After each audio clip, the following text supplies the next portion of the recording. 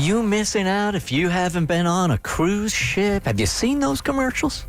They're having the time of their lives. It's like 8 stories of fun. Seriously, they're doing... I mean, you got a comedy show over here. You got a roller coaster over here now. Like 7 different pools. Yes, they're having the time of their lives. Water slides. But there's a dark side to cruises. There's feces. Oh, yo. I have found dark side stories of cruises that will make you cringe. Like, we got to some the other day, and I still had over a dozen left over. They are so plentiful. Yeah, I think the most common fear of them is like food goes bad or there's an infection that goes around the Norovirus. ship. Yeah. This is from a person who worked on ships for about 4 years.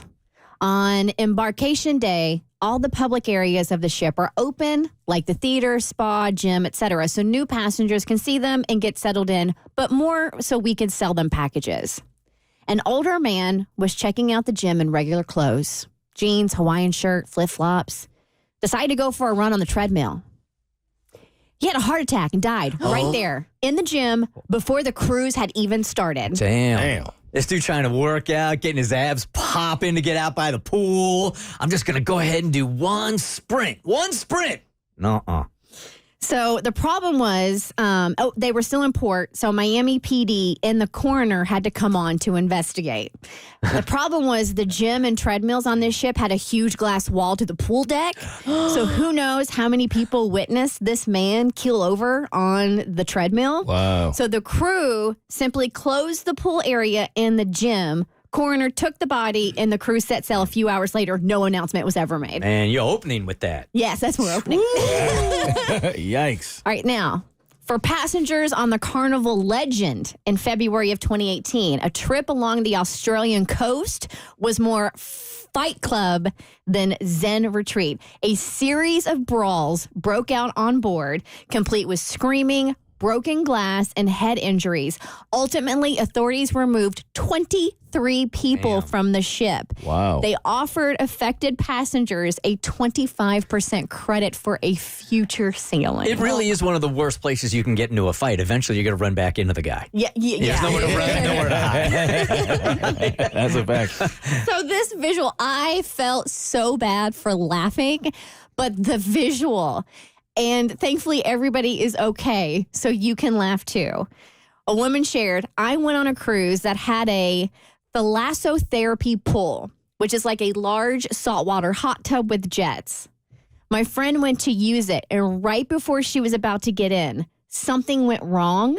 The water became electrified. No. She said that people were flopping around like fish out of water in this electrified hot tub. So they're just like... But everybody was okay. But everybody ended up being okay. When these stories end, well, at least nobody died. Nobody died in this Okay. one, but they got hella electrified in this saltwater hot tub with its jets on.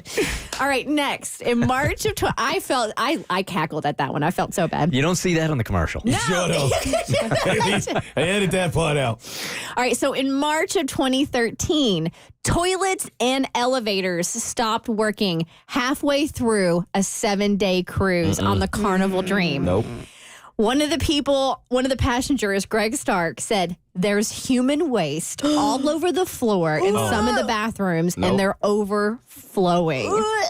Carnival Cruise Lines had to fly passengers back to Florida, and then they received a 3-day refund and a half-price cruise in the future. I would have jumped over. I'll swim from here. Don't worry about it. All right, I got 2 more. I think this is probably one of people's biggest fears, but this person shared, my ship hit a massive rock. No one knew except the officers. We took on water, but not enough to stop the cruise. Whoa. We sailed into our last port, Seward, Alaska, which is when the captain finally informed the crew. So none of the passengers ever knew they hit a rock and they took on water. The crew didn't know until they got to their port.